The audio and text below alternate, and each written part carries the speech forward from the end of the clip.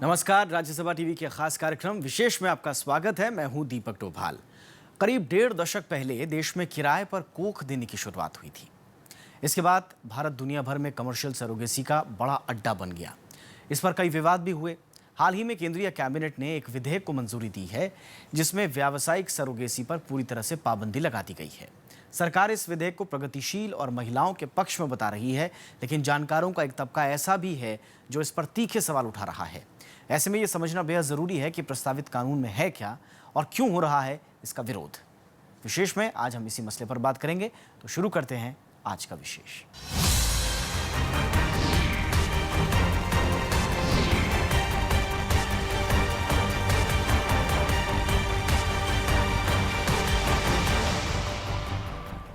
भारत में सरोगेसी पर बहस अचानक तेज हो गई है। हाल ही में कैबिनेट ने कमर्शियल सरोगेसी पर बैन लगाने का फैसला किया तो प्रतिक्रिया उत्साहजनक नहीं आई। इससे पहले कि इस पर आगे की बहस बढ़ाएं, आइए जानते हैं कि एक परिवार के लिए सरोगेसी का मतलब क्या है और कैसे किराए की कोख भी सूनी जिंदगियों को खुशियों से भर देती है।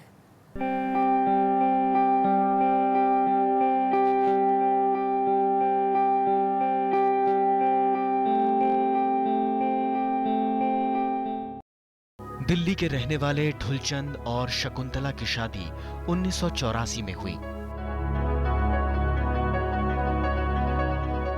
लेकिन शादी के कई सालों तक घर में खुशियों की किलकारियां नहीं गूंजी।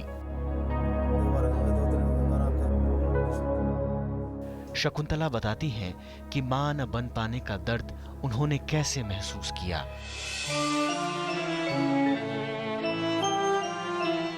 खुद से जद्दोजहद की हिम्मत तो थी, पर समाज के तानों ने उन्हें झकझोर दिया। कुछ भी कह रहे, ऐसे ऐसे वर्ड बोले जो नहीं बर्दाश्त से बाहर हो जाते हैं, लेकिन बर्दाश्त किया तो इसे देखा। इस बीच ढुलचंद ने अस्पतालों के कई चक्कर काटे।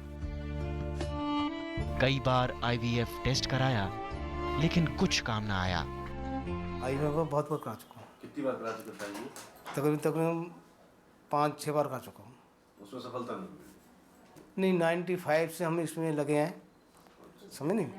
काफ़ी दिन हमारा कई फेमस डॉक्टर के पास चला, गंगाराम में भी कराया और जगह भी कराया, समझे नहीं। सारा रिकॉर्ड है मेरे पास, समझे नहीं। इनको भी रिकॉर्ड इनसे कराया तो इनको भी सारा रिकॉर्ड दिखाया, समझे नहीं। तो उन्होंने कहा आपको आपने बहुत देर कर दी, ये तो बहुत पहले करना चाहिए था। अब ये जो आजकल तुम्हें पता है कितना इस लेवल का अमाउंट लगता है कि उसमें ना उतना होगा ना आदमी सोच पाएगा। लेकिन शादी के करीब 30 साल बाद उम्मीद की किरण जगी। ढुलचंद को सरोगेसी के बारे में पता चला तो खुशी का ठिकाना न रहा। आज ढुलचंद और शकुंतला इस खूबसूरत बच्चे के माँ बाप हैं। माँ बनने की खुशी शकुंतला के चेहरे पर देखते ही बनती है। अब कैसा लग रहा है इतने साल बाद आपके पास बच्चा है? बहुत अच्छा लग रहा है। घर में रौनक आ गई, एक बदलाव हो गया, एकदम उल्टा बदलाव। इस बच्चे ने इस परिवार की जिंदगी में खुशियां बिखेर दी हैं। यकीनन ये बच्चा शकुंतला और ढुलचंद का है, लेकिन जिस कोख में बच्चे ने जन्म लिया वो किसी और की थी। लेकिन शकुंतला को मिली खुशियों के आगे ये सवाल कहीं टिक ही नहीं पाता। खुश है, उन्होंने फंक्शन किया, सब चीज की। कॉलोनी वाले तो बहुत खुश हैं। तो नहीं कोई रिएक्शन की नहीं, ये पता नहीं कैसे बच्चा लिया है ये है? नहीं, इसका जो हमारे हिंदू समाज के अंदर जिस तरह से होता है ना, समझे नहीं, सारा मेरे ससुराल वालों ने सब कुछ किया है समाज के अंदर, समझे नहीं। जैसे समाज में होता है, समझे नहीं, रीति रिवाज सारी वैसे ही निभाई गई हैं, समझे। बीते सालों में सरोगेसी ने दुनिया में कई निसंतान दंपत्ति की कोखहरी की है। खासकर भारत सरोगेसी के लिए पूरी दुनिया की पहली पसंद के तौर पर उभरा।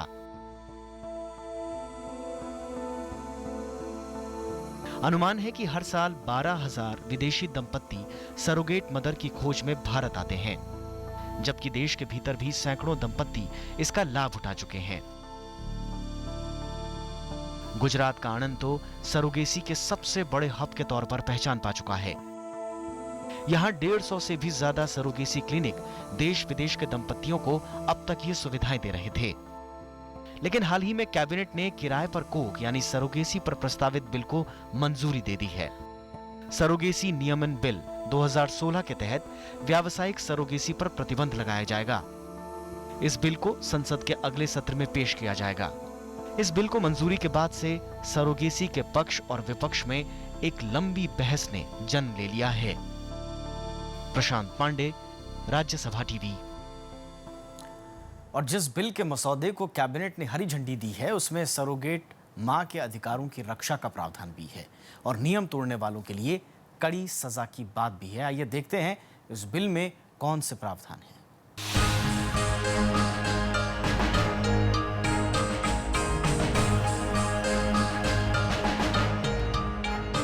प्रधानमंत्री नरेंद्र मोदी की अगुवाई में कैबिनेट ने सरोगेसी नियमन बिल 2016 को मंजूरी दे दी। इसका मकसद व्यावसायिक सरोगेसी पर पूरी तरह पाबंदी लगाना है ताकि भारत को सरोगेसी हब बनने से रोका जा सके। किराए पर कोख के लिए भारत इस वक्त दुनिया में सबसे पसंदीदा जगहों में शुमार है। नए कानून के तहत 5 साल से वैवाहित निसंतान भारतीय दंपत्ति को सरोगेसी के जरिए बच्चा पैदा करने का अधिकार होगा। इसमें से भी देखा जाएगा कि दंपत्ति में से कोई एक बच्चा पैदा करने के काबिल नहीं है। सिर्फ नजदीकी संबंधी ही सरोगेट मदर हो सकती हैं। अविवाहित दंपत्ति, single parents, homosexual, live in में रहने वालों को सरोगेसी की इजाजत नहीं होगी। विदेशी नागरिकों, अनिवासी भारतीयों और भारतीय मूल के लोगों को भी भारत में सरोगेसी का अधिकार नहीं होगा। सरोगेसी का किसी भी तरह व्यावसायिक इस्तेमाल नहीं होता, यानी पैसा देकर किसी को सरोगेट मदर नहीं बनाया जा सकता। हालांकि मेडिकल खर्च को जोड़ा नहीं गया है। विदेश मंत्री सुषमा स्वराज ने इस कानून को जरूरी करार दिया। एक महिला एक ही बार सरोगेट मदर बन सकती, पूरी जिंदगी में एक ही सरोगेट बच्चा पैदा कर सकती है। और इसी के साथ उस महिला पर भी अंकुश है कि एक तो वो विवाहित होगी और कम से कम एक स्वस्थ बच्चे को पहले जन्म दे चुकी होगी। नए कानून में कई नए प्रावधान किए गए हैं। केंद्र और राज्यों में सरोगेसी नियमन बोर्ड बनाया जाएगा। जम्मू कश्मीर को छोड़कर पूरे देश में यह कानून लागू होगा। सभी क्लिनिकों का पंजीकरण अनिवार्य होगा। विधेयक में सरोगेसी क्लिनिक के लिए भी कड़े प्रावधान हैं। ऐसे क्लिनिक को 25 साल का रिकॉर्ड रखना होगा। बच्चों को अनाथ छोड़ने और सरोगेट मां की उचित देखभाल नहीं करने पर भी सजा का प्रावधान है। कानून तोड़ने वालों को कम से कम 10 साल की सजा और 10 लाख रुपए का जुर्माना लगाया जाएगा। सरोगेट बच्चे को वही अधिकार हासिल होंगे जो आम बच्चों को हासिल हैं। सरोगेसी क्लिनिक की कोई भी चीज लुका छिपी नहीं हो सकती। वो चलता हुआ क्लिनिक दिखेगा, लेटी हुई महिलाएं दिखेंगी, 9 महीने वो वहां रहेंगी, तो बहुत साफ है, इसके इम्प्लीमेंटेशन में दिक्कत नहीं आएगी। विधेयक में केंद्रीय स्तर पर राष्ट्रीय सरोगेसी बोर्ड बनाने का प्रावधान है। राज्य और केंद्र शासित प्रदेशों में भी ऐसे बोर्ड बनेंगे। देश भर में 2000 से अधिक सरोगेसी क्लिनिक हैं। सुषमा स्वराज ने कहा कि इस दिशा में सरकार गंभीरता बरत रही है। संतुलन बैठाया जाए कि कमर्शियल सरोगेसी को पूर्ण रूप से प्रतिबंधित कर दिया जाए, लेकिन इस तरह के रिश्तेदार अगर आगे आकर मदद करते हैं तो उस पर रेगुलेट करते हुए उसकी अनुमति दी जाए। जो दंपति इस तरह का बच्चा चाहता है, सरोगेट चाइल्ड, वो कानूनी रूप से विवाहित होना चाहिए, शादीशुदा होने चाहिए आपस में। अविवाहित को अनुमति नहीं होगी, सिंगल पेरेंट्स की अनुमति नहीं होगी, लिव इन रिलेशनशिप की अनुमति नहीं होगी, होमोसेक्सुअल कपल्स को अनुमति नहीं होगी। कानूनी रूप से male and female legally वेडेड couples को ही ये अनुमति दी जाएगी। भारत में सरोगेसी कानून में बदलाव के लिए लंबे समय से बहस चल रही थी। सरोगेसी के व्यावसायिक इस्तेमाल को रोकने के लिए इससे पहले भी कई समितियों ने सिफारिश दी थी। विधि आयोग की 228वीं रिपोर्ट में व्यावसायिक सरोगेसी पर रोक की बात कही गई थी। Bureau report, Rajya Sabha TV. और सरोगेसी कानून में बदलाव के प्रस्ताव के बाद बहस का दौर भी जारी है। पूरे मामले पर तीखी राजनीतिक प्रतिक्रिया देखने को मिल रही है। जानकारों के बीच भी इस विधेयक पर कई तरह के विचार देखने को मिल रहे हैं। आइए देखते हैं कैबिनेट मंजूरी के बाद इस पूरे मसौदे पर क्या चर्चा चल रही है। केंद्रीय कैबिनेट की मंजूरी के बाद ही सरोगेसी नियमन विधेयक 2016 पर सवाल उठने लगे। हालांकि इसे कानून में तब्दील होने से पहले कई प्रक्रिया पूरी होनी बाकी है। फिलहाल विधेयक को संसद की स्थायी समिति को भेजा जाएगा। समिति विस्तृत चर्चा के बाद इसे सरकार को लौटाएगी। इस दौरान विधेयक में बदलाव भी मुमकिन है। इसके बाद सरकार इसे संसद में पेश करेगी और संसद से पारित होने के बाद ही ये विधेयक कानून में तब्दील हो पाएगा। लेकिन विधेयक पर कैबिनेट की मुहर के बाद से ही इस पर कई तरह की चिंताएं जताई जा रही हैं। खासकर नियमन में जिन कठोर प्रावधानों को शामिल किया गया है, जानकार उनसे इत्तेफाक नहीं रखते। I think somewhere India we are going very, very backward, and the government of India is definitely intervening in people's privacy, be it the surrogacy, be it the sex, and be it the so-called privacy that we're speaking about. Why not surrogacy if you are consent and of course you're willing? एक तो unwed mother's का concept हमारे देश में बिल्कुल unacceptable है। उन parents को जो सिंगल पेरेंट है उनको बहुत ज़रूरत होती है कि या अनमैरिड कपल हैं उनको ज़रूरत होती है कि वो सरोगेसी को अडॉप्ट करें, क्योंकि वो विदाउट मैरिज बच्चा करेंगे तो वो सोशली स्टिग्मेटाइज्ड होता है। तो बहुत सी मेरी फ्रेंड्स हैं जिन्होंने कहा है कि हम शादी नहीं करना चाहते हैं, हम सिंगल वो हैं तो हम सरोगेसी यूज़ करना चाहते हैं। ये डिस्क्रिमिनेशन क्यों? असल में इस विधेयक में समलैंगिकों और किन्नरों को सरोगेसी के दायरे से बाहर रखा गया है। लिहाजा इस समुदाय के लोग विधेयक का पुरजोर विरोध कर रहे हैं। ये हैं गुजरात की डॉक्टर नैना पटेल। इनके अस्पताल में अब तक 1000 से ज्यादा सरोगेट बच्चे पैदा हो चुके हैं। इनका मानना है कि सरोगेसी कानून में कुछ नियमन की दरकार तो है, लेकिन विधेयक को लागू करने से पहले वो लोगों के विचार जानने के पक्ष में हैं। तो उसमें चाहिए प्रैक्टिकलिटी देखनी चाहिए और प्रैक्टिकली गवर्नमेंट ये पॉइंट्स इम्प्रूव करे अपने थॉट अपने हिसाब से, जैसे human rights, women rights, national commission of women, infertile दंपति है, लेडीज़ है, सरोगेट लेडीज़ है, सबको बुला के साथ बैठ के करें तो ये बहुत अच्छा सा बिल बन सकता है। हालांकि सरकार इस विधेयक के कुछ प्रावधानों को लेकर अड़ी हुई है। स्वास्थ्य मंत्री जेपी नड्डा ने कहा कि व्यावसायिक इस्तेमाल को रोकने के मुद्दे पर किसी भी तरह का समझौता नहीं होगा। महिला बाल विकास मंत्री अनुप्रिया पटेल ने सरकार के कदम का पुरजोर समर्थन किया। उन्होंने कहा कि सरोगेसी का बाजार बनने के बाद विदेशों से लोग भारत में सरोगेट मदर ढूंढने आते हैं।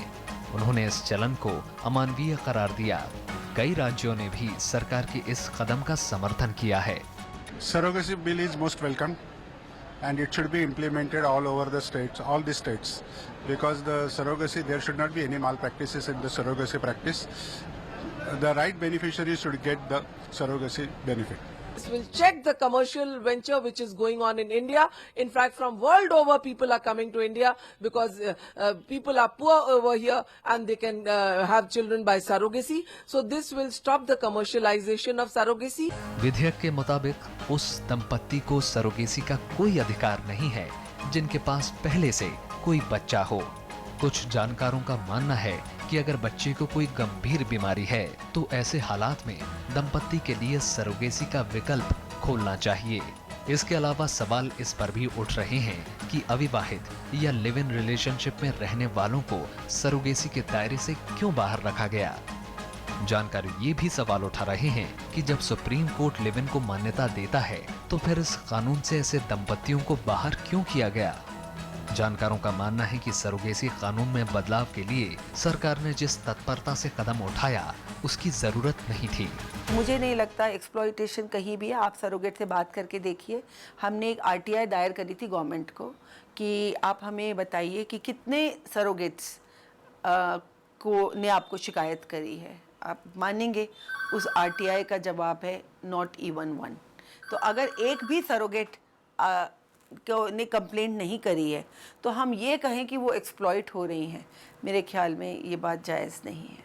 आई एम नॉट सेइंग कि ऐसे ही चलने दो। हर चीज़ को rules regulation control right proper way में करना चाहिए, but banning in my opinion is not the solution. जानकार ये भी सवाल उठा रहे हैं कि संबंधियों के बीच सरोगेसी को लेकर सामंजस्य बैठाना आसान नहीं होगा। तो ये सारी चीज़ें एक बड़ी कॉम्प्लिकेशंस ही क्रिएट करेंगी रिलेशनशिप्स में, और प्रॉपर्टी को लेकर भी फिर आपका वो डीएनए मैचेस करेंगे। कैसे आप पता करेंगे कि अगर कोई भाई है, उसकी वाइफ है, उसने आपके लिए सरोगेसी कर दी, बाद में जब प्रॉपर्टी को लेकर विवाद होंगे तो वो बच्चा उसकी वाइफ ने पैदा करा है आपका बच्चा, तो ये सारी चीज़ें मुझे क्या लगता है कुछ ज़्यादा ही कॉम्प्लिकेशंस पैदा करने वाली हैं। तो मुझे तो लगता है कि बेटर है कि हम एक अनरिलेटेड, अगर आपका है कोई रिलेशन और आपका लगता है कि बहुत स्मूथ हो सकता है तो ठीक है, बट 95% मुझे नहीं लगता ये स्मूथ होता है। विधेयक के मुताबिक सरोगेसी की सुविधा उठाने वाले दंपत्ति में महिला की उम्र 23 से 50 साल के बीच होनी चाहिए, जबकि पुरुष की उम्र 26 से 55 साल। विधेयक ये भी कहता है कि एक महिला एक ही बार सरोगेट मदर बन सकती है और कोई भी दंपत्ति एक से ज्यादा सरोगेट बच्चा नहीं रख सकता। जानकारों का मानना है कि अगर सरकार व्यावसायिक सरोगेसी को बंद करना चाहती है तो बच्चा गोद लेने के कानून को सरल बनाया जाना चाहिए। फिलहाल अडॉप्शन के तौर तरीकों को कई जानकार बेहद उलझाऊ मानते हैं। प्रशांत पांडे के साथ नवविक्रम सिंह, राज्यसभा टीवी। सरोगेसी पर देश में कई सालों से एक अदद कानून की जरूरत महसूस की जा रही थी। खासकर सरोगेसी से जुड़े कुछ केसेस के सामने आने के बाद इस पर बहस ने और रफ्तार पकड़ी। आखिरकार अब जाकर सरकार ने नए कानून के मसौदे को मंजूरी दी है, लेकिन देखते हैं कि अब तक भारत में सरोगेसी के क्या नियम थे।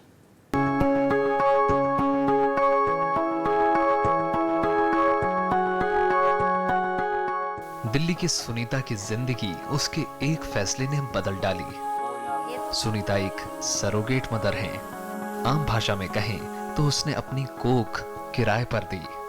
सुनीता ने यह फैसला सोच समझ कर लिया ताकि उसके अपने बच्चों की जिंदगी खुशगवार बीते। हाँ, जिनकी बच्चे नहीं होते हैं उनको देते हैं तो और अच्छा लगता है मुझे। किसी को गोद देते हैं तो अब जैसे मैं माँ बन गई वो भी माँ बन गया तो और अच्छी बात है। सुनीता से पहले घरों में झाड़ू पोछा और सफाई का काम किया करती थीं। आमदनी इतनी नहीं थी कि वो अपने परिवार का पेट पाल सके। सरोगेसी में उसे एक राह दिखी और आज वो अपने फैसले से खुश हैं। इससे पहले हम कोठी में काम करते थे तो उसमें कोई देते 2000, कोई 500, कोई 1500, तो उससे तो कोई गुजारा नहीं होने वाला ना। इसके वजह से किसी ने मुझे बताया इसके बारे में, तो फिर मैंने सोचा, अपने घर वाले से मैंने बात किया कि अगर ये काम करने से कुछ हमको फ़ायदा है, हमको बच्चे के भविष्य के लिए, अपने दुनिया चलाने के लिए, घर चलाने के लिए, तो बोला कि कोई हमको ये नहीं है। दरअसल सुनीता जैसी सैकड़ों महिलाएं अब तक के पुराने कानून के हिसाब से सरोगेसी अपनाती रही हैं, लेकिन कानूनों में स्पष्टता नहीं होने की वजह से इस पर बीच बीच में बहस होती रही। सरोगेसी पर नए सिरे से बहस 2008 के बेबी मांझी यमादा केस से शुरू हुई। ये मामला एक डॉक्टर जापानी दंपत्ति का था जिसने गुजरात में एक महिला की किराए की कोख के जरिए एक बच्चे को जन्म देने का फैसला किया, लेकिन सरोगेसी के दौरान ही दोनों में तलाक हो गया। जन्म देने वाली मां ने भी इसे अपनाने से इनकार कर दिया। इससे सवाल पैदा हुआ कि बेबी मांझी यमादा की अभिभावक कौन है और वो किस देश का नागरिक होगा। लंबी कानूनी लड़ाई के बाद बेबी मांझी की नानी को सौंपा गया। यहीं से सरोगेसी के लिए कानून बनाने की मांग ने जोर पकड़ा। 2005 में जब लॉ बना था तब इन्होंने कहा कि फॉरेनर्स आए। 2010 में बना, फिर 2012 में इन्होंने पहले होमोसेक्सुअल्स अलाउ किए, सिंगल मैन अलाउ किए, उसके बाद इन्होंने 2014 में बोला कि फॉरेनर्स बंद कर दिए। तो रोज़ ही लॉ बदल रहा है, रोज़ ही उसका रूप बदल रहा है। कहना बड़ा मुश्किल हो जाता है, और हमारे लिए पेरेंट्स को प्रेजेंट करना ही बड़ा मुश्किल हो जाता है कि आज लॉ ये कह रहा है, कल ये कह रहा है, परसों ये कह रहा है। हालांकि इससे पहले से ही कमर्शियल सरोगेसी से जुड़े कुछ कानून देश में मौजूद थे। व्यावसायिक यानी कमर्शियल सरोगेसी को भारत में 2002 में मंजूरी मिली, लेकिन इस पर कई तरह की भ्रांतियां जारी रहीं। इसके बाद 2005 में मेडिकल काउंसिल ऑफ इंडिया ने सरोगेसी पर दिशा निर्देश बनाए। 2008 में एक फैसले के जरिए सुप्रीम कोर्ट ने सरोगेसी को कानूनी मान्यता दी थी। 5 अगस्त 2009 को विधि आयोग ने सरोगेसी पर अहम सिफारिशें दी। इसके बाद 2010 से ही असिस्टेड रिप्रोडक्टिव टेक्नोलॉजी बिल संसद में अटका रहा। इसके बाद मोदी सरकार ने इस पर तेजी से काम शुरू किया। मार्च 2016 में एनडीए सरकार ने सरोगेसी नया बिल लाने का फैसला किया। 7 मई को सरोगेसी बिल के मसौदे के लिए मंत्री समूह बनाया गया। 2 जून को स्वास्थ्य मंत्री जेपी नड्डा की अध्यक्षता वाली समूह ने रिपोर्ट सौंपी और 24 अगस्त को नए बिल को कैबिनेट ने मंजूरी दे दी। जानकार मानते हैं कि बार बार कानून बदलने से बच्चे की चाह रखने वाले दंपतियों और डॉक्टरों को काफी मुश्किलों का सामना करना पड़ता है। इस बीच एक और केस के बाद इस पर बहस शुरू हुई। जर्मनी के जॉन ब्लाज और सूसन ने गुजराती सरोगेट मदर के जरिए जनवरी 2008 में जुड़वा बच्चों को जन्म दिया, लेकिन दिक्कत तब सामने आई जब पता चला कि जर्मनी में सरोगेसी को मान्यता नहीं है। लिहाजा वहां की कोर्ट ने बच्चों को नागरिकता देने से इनकार कर दिया। बाद में सुप्रीम कोर्ट ने सलाह दी कि दंपत्ति बच्चों को अडॉप्ट कर लें और फिर बच्चों के जर्मनी जाने का रास्ता साफ हुआ। प्रशांत पांडे, राज्यसभा टीवी। सरोगेसी का नया कानून लाने के पीछे एक तर्क ये भी दिया गया है कि कई देशों ने इस पर पाबंदी लगाई हुई है। दूसरी तरफ कमर्शियल सरोगेसी के पैरोकारों का मानना है कि कई देशों में कमर्शियल सरोगेसी कानूनी रूप से वैध है, लिहाजा भारत में भी इस फैसले पर दोबारा से विचार होना चाहिए। आइए देखते हैं कि सरोगेसी पर दुनिया के देशों में क्या नियम है।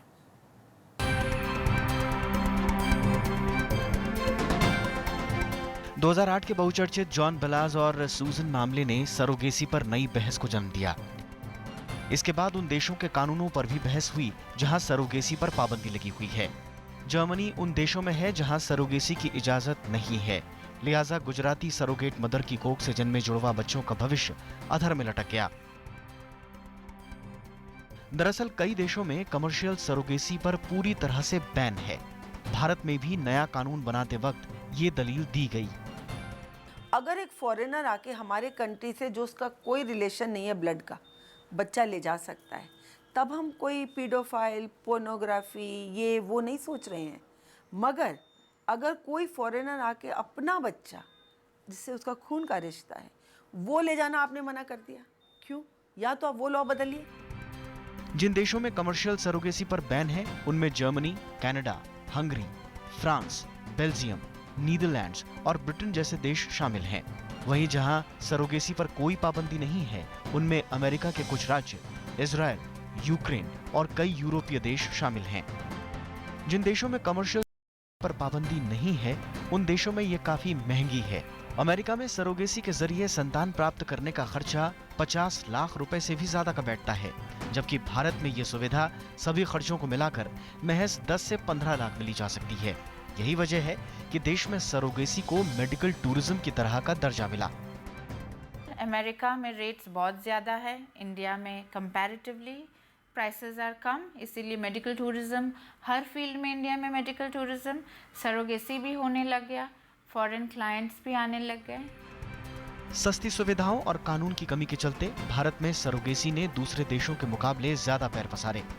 2012 में आई यूएन की रिपोर्ट के मुताबिक भारत में सरोगेसी से जुड़े प्रजनन केंद्रों की संख्या 3000 बताई गई। इसी रिपोर्ट के मुताबिक भारत में सरोगेसी का वार्षिक कारोबार करीब 3000 करोड़ रुपए का बताया गया, जबकि स्वास्थ्य राज्य मंत्री अनुप्रिया पटेल ने हाल ही में एक बयान दिया कि भारत में सरोगेसी $2 अरब का अवैध धंधा बन चुका है। अनुमान है कि देश में हर साल हजारों बच्चों का जन्म सरोगेसी के जरिए होता है और इनमें 50% से ज्यादा मामले विदेशी दंपतियों के होते हैं। जानकार मानते हैं कि भारत में सरोगेसी के नियम सख्त करने की बजाय और शिथिल करने चाहिए थे, जिससे भारत सरोगेसी हब के तौर पर विकसित हो और गरीब महिलाओं की आर्थिक स्थिति में सुधार आए।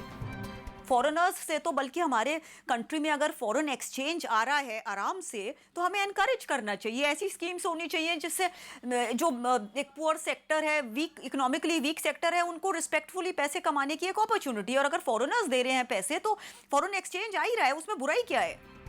जानकारों के एक तबके का ये भी तर्क है कि भारत में सरोगेसी अंतिम विकल्प तभी हो सकता है जब गोद लेने की प्रक्रिया आसान हो। देश में बच्चा गोद लेने के नियम काफी सख्त और लंबे हैं, जबकि भारत के विपरीत पश्चिमी देशों में बच्चे को गोद लेने के नियमों को आसान बनाया जा रहा है। नव विक्रम सिंह के साथ प्रशांत पांडे, राज्यसभा टीवी।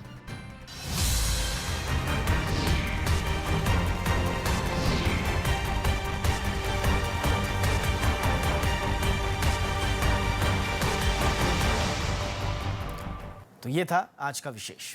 नमस्कार।